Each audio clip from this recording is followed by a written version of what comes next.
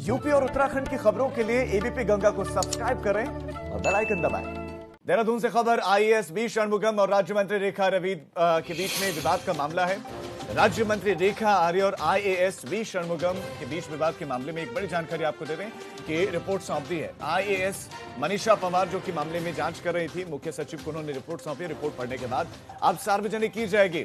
मुख्य सचिव रिपोर्ट को सार्वजनिक करेंगे। षणमुगम के अपहरण, भूमिगत ऐसे शब्दों का प्रयोग इस पत्र में था, जो पत्र डीजीपी को लिखा था राज्य मंत्री रेखा आर्य ने। बड़ी खबर आपको दे दें और इस मामले में जांच कर ली है। मनीषा पंवार आईएएस, उन्होंने जांच पूरी कर ली है। मुख्य सचिव को रिपोर्ट सौंप दी है और ये रिपोर्ट सार्वजनिक की जाएगी।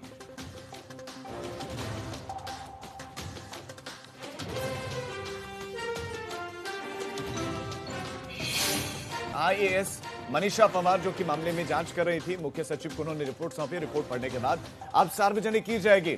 मुख्य सचिव रिपोर्ट को सार्वजनिक करेंगे। षणमुगम के अपहरण, भूमिगत ऐसे शब्दों का प्रयोग इस पत्र में था, जो पत्र डीजीपी को लिखा था राज्य मंत्री रेखा आर्य ने। बड़ी खबर आपको दे दें और इस मामले में जांच कर ली है। मनीषा पंवार आईएएस, उन्होंने जांच पूरी कर ली है। मुख्य सचिव को रिपोर्ट सौंप दी है और ये रिपोर्ट सार्वजनिक की जाएगी।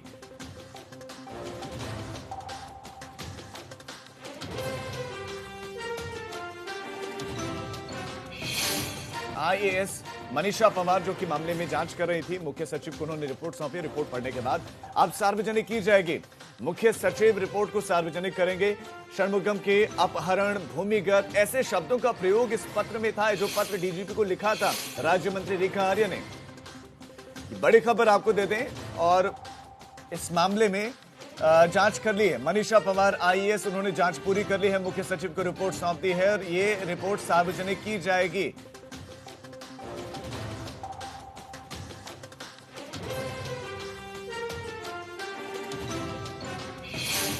आईएएस मनीषा पंवार जो कि मामले में जांच कर रही थी, मुख्य सचिव को उन्होंने रिपोर्ट सौंपी। रिपोर्ट पढ़ने के बाद अब सार्वजनिक की जाएगी। मुख्य सचिव रिपोर्ट को सार्वजनिक करेंगे। षणमुगम के अपहरण, भूमिगत ऐसे शब्दों का प्रयोग इस पत्र में था, जो पत्र डीजीपी को लिखा था राज्य मंत्री रेखा आर्य ने। बड़ी खबर आपको दे दें और इस मामले में जांच कर ली है। मनीषा पंवार आईएएस, उन्होंने जांच पूरी कर ली है। मुख्य सचिव को रिपोर्ट सौंप दी है और ये रिपोर्ट सार्वजनिक की जाएगी।